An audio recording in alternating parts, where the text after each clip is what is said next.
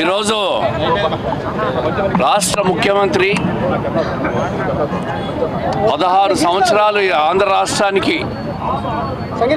ఆంధ్రప్రదేశ్ అభివృద్ధి కోసం పేద ప్రజల కోసం నిత్యం తాపత్రయపడుతూ 75-76 సంవత్సరాల వయసులో రాష్ట్రం కోసం కష్టపడుతున్న వ్యక్తి మన ముఖ్యమంత్రి నారా చంద్రబాబు నాయుడు గారి మీద ఒళ్ళుపై తెలియకుండా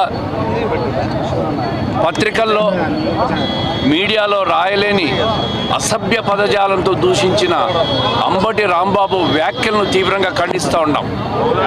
ఈరోజు కడప నగరంలో కోటిరెడ్డి స్టాచ్యూ దగ్గర నగర ప్రజలందరూ వచ్చి దీని మీద నిరసన వ్యక్తం చేయడం, ఆయన చేసిన అనుచిత వ్యాఖ్యలను ఖండిస్తున్నాం. ఇది చాలా తీవ్ర పరిణామాలు. వైఎస్ఆర్ కాంగ్రెస్ పార్టీ నాయకులు రోజు రోజుకు కూడా దిగజారి, వాళ్ళ స్థాయి దిగజారి అధికారం కోల్పోయి ఒక ఫ్రస్ట్రేషన్లో ప్రజలను రెచ్చగొడుతూ ఈరోజు ముఖ్యమంత్రి గారిని నేరుగా రాయలేని పదజాలంతో దూషించడాన్ని చూస్తే వైఎస్ఆర్ కాంగ్రెస్ పార్టీ రాష్ట్రంలో ఒక రావణ కాష్టాన్ని తయారు చేయాలని ప్రయత్నం చేస్తాను. రఫా రఫా అంటారు ఒకరోజు గొడ్డలు తీసుకుని నడి రోడ్డు మీద పొట్టెళ్ళు నరికినట్టు నరకాలంటారు.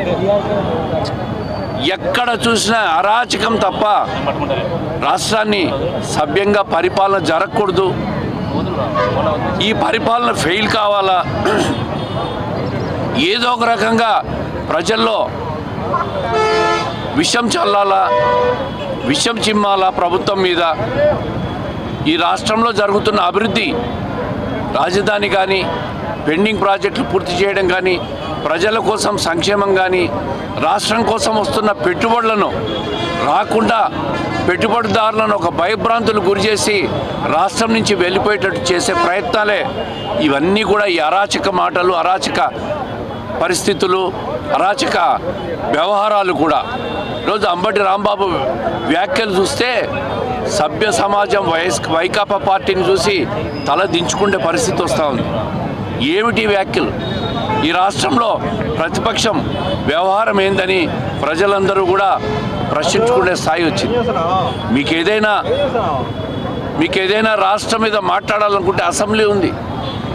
ఒక నిర్మాణాత్మక ప్రతిపక్ష పాత్ర పోషించవచ్చు. ఒక భాషను, సరైన భాషను